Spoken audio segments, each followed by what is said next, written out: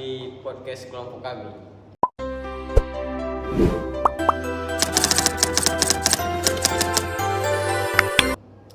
Kami dari kelompok 7 ingin menjelaskan atau topik yang sangat penting dalam dunia kerja, yaitu ketiga, keselamatan kesehatan kerja.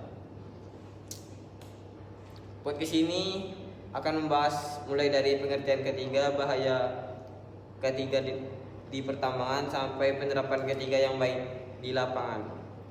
Sebelum masuk ke pembahasan, kami akan membuka podcast ini dengan yel-yel kelompok kami. Ketiga aman, kerja selamat, tambang kuat, kelompok kami siap selamat. Oke, kami akan membahas pembahasan pertama. Baik, kita mulai pembahasan pertama. Saya akan bertanya kepada Bibil. Bibil, sebenarnya apa itu ketiga dan mengapa ketiga sangat penting di dunia pertambangan? Baik, terima kasih Rio. K3 itu adalah upaya untuk melindungi tenaga kerja dan risiko kecelakaan dan penyakit akibat kerja. Nah, di dunia pertambangan K3 itu benar-benar penting karena lingkungan kerja memiliki tingkat berbahaya yang tinggi. Contoh penggunaan alat berat, kondisi medan yang ekstrim, dan paparan debu serta bahan berbahaya. Nah, tujuan K3 adalah memastikan pekerja bisa bekerja dengan aman, sehat, dan pulang ke rumah dalam keadaan selamat. Berarti kesimpulannya ketiga cuma aturan? Betul sekali. Tanpa K3 resiko kecelakaan kerja akan sangat tinggi dan bisa berdampak fatal. Oke, terima kasih Bibil. Selanjutnya pembahasan kedua, bahaya di pertambangan. Saya akan menanyakan kepada Ciko. Ciko, bahaya apa saja yang sering dihadapi oleh pekerja di area pertambangan? Bahaya di pertambangan sangat beragam.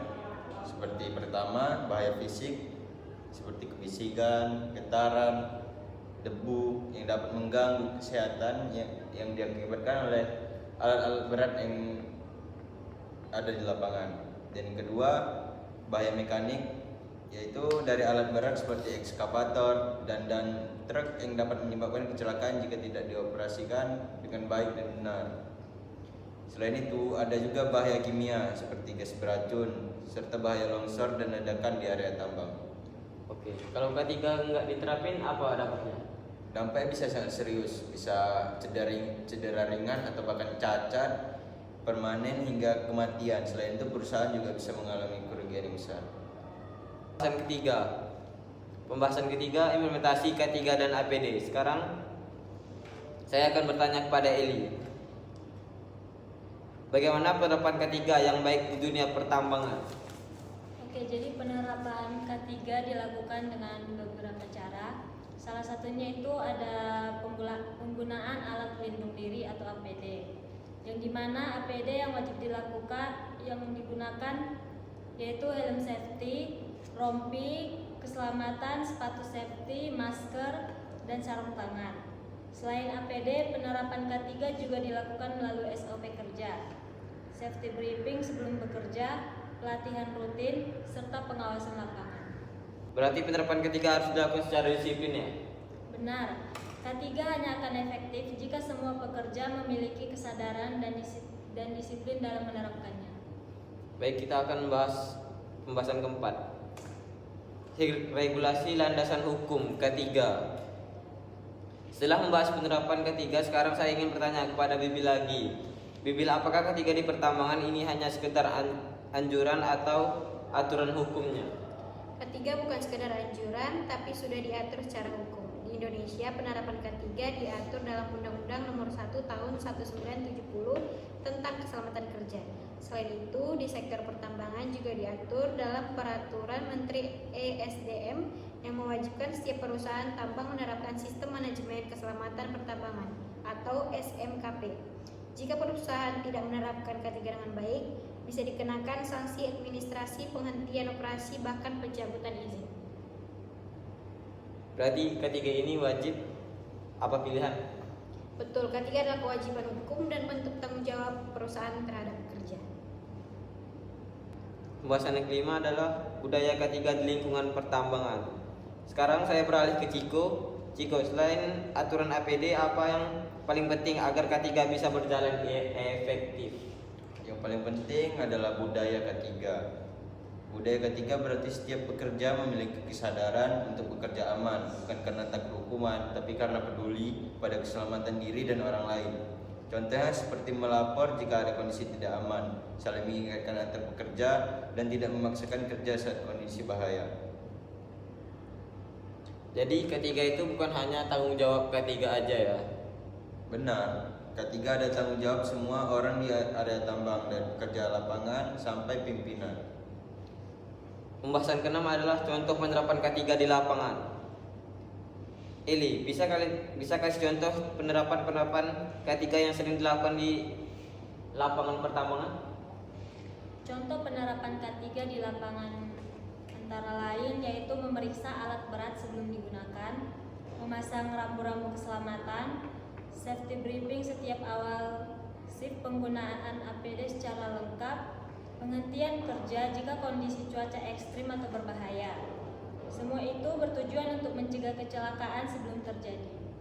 Berarti ketiga itu menekan pencegahan ya? Betul, prinsip utama K3 adalah mencegah lebih baik daripada mengobati. Pembahasan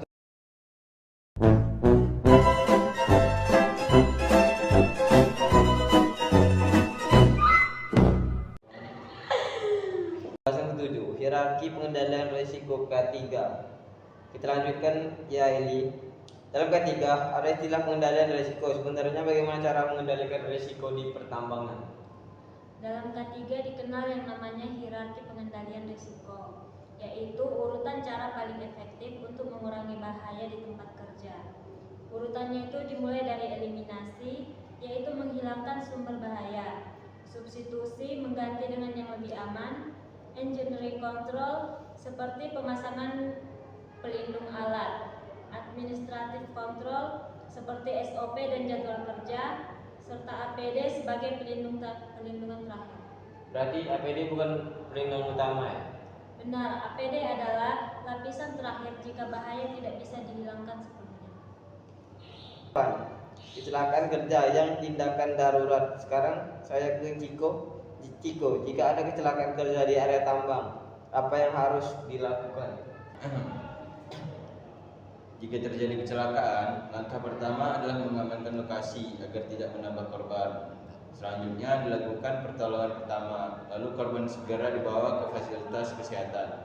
Di pertambangan juga wajib ada emergency response plan seperti prosedur evakuasi, tim P3K, dan simulasi tanggap darurat. Apakah kecelakaan kerja perlu dilaporkan? Ya, semua kecelakaan harus dilaporkan dan dianalisis agar tidak terulang kembali. Pembahasan 9, manfaat K3 bagi pekerja dan perusahaan. BB, selain keselamatan, apakah manfaat K3 bagi pekerja di perusahaan? Bagi pekerja, K3 memberikan rasa aman, kesehatan terjaga, dan produktivitas meningkat. Sedangkan bagi perusahaan, K3 dapat mengurangi kecelakaan, menekan biaya pengobatan, menjaga reputasi perusahaan, serta meningkatkan kepercayaan masyarakat dan pemerintah. Berarti K3 itu menguntungkan semua pihak ya? Betul, K3 adalah investasi jangka panjang. Pembahasan ke-10, peran mahasiswa dan calon pekerja tambang. Sebagai mahasiswa pertambangan, apa peran kita terhadap K3? Ciko. Sebagai mahasiswa dan calon pekerja tambang, kita harus memahami K3 sejak dini. Kita harus membiasakan bekerja aman, menaati SOP, dan menjadikan keselamatan sebagai prioritas utama. Dengan begitu, kita bisa menjadi tenaga kerja tambang yang profesional dan bertanggung jawab. Pembahasan ke-11, penyakit akibat kerja di tambang. Sekarang Ciko, selain kecelakaan, apakah ada risiko? Merah ketiga guys. Mati lagi, bantai ketahuan ini. Selanjutnya, penyakit akibat kerja di pertambangan. Sekarang Ciko, selain kecelakaan, apakah ada risiko penyakit akibat kerja di tambang? Tentu ada. Penyakit akibat kerja di pertambangan antara lain ISPA akibat debu, gangguan pendengaran akibat kebisingan, dan penyakit paru seperti pneumokoniosis. Ada juga gangguan otot dan tulang akibat posisi kerja yang tidak ergonomis. Lalu, bagaimana cara mencegahnya? Pencegahannya dilakukan melalui penggunaan APD, pemeriksaan kesehatan rutin, pengendalian lingkungan kerja, dan pembatasan waktu paparan. Selanjutnya, pelatihan sertifikasi ELI seberapa penting pelatihan K3 bagi pekerja tambang? Pelatihan K3 sangat penting karena pekerja harus memahami risiko dan cara bekerja yang aman. Di pertambangan, pekerja juga diwajibkan memiliki sertifikasi tertentu seperti POP, PON, dan POU sesuai dengan jabatan dan tanggung jawabnya. Pelatihan ini bertujuan agar setiap pekerja kompeten dan sadar akan keselamatan. Berarti sekali saja tidak cukup ya? Benar, skill harus dibarengi dengan pemahaman K3.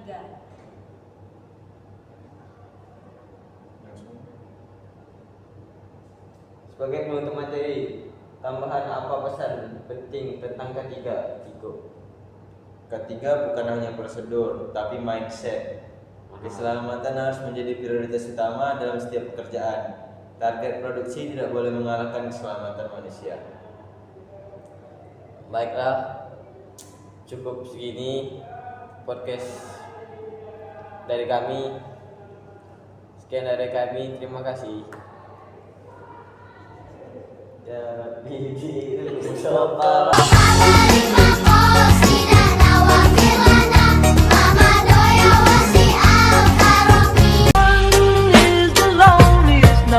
That you'll ever do. Two can be as bad as one. It's the loneliest number since the number one. One is the loneliest number that you'll ever do.